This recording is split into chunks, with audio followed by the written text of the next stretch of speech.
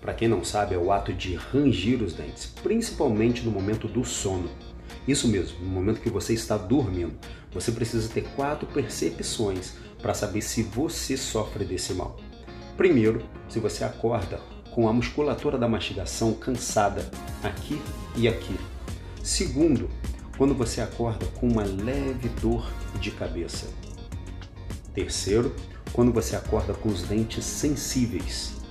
E quarto, quando você acorda com uma leve mobilidade dos seus dentes. Isso mesmo, com os dentes moles. Você precisa corrigir isso o quanto antes. Um dos tratamentos que eu indico é a ortodontia, porque você está com os dentes encaixados de um modo incorreto que a sua mandíbula está tentando fazer a adaptação, fazendo e provocando o bruxismo. Precisa corrigir isso o quanto antes ou então pode dar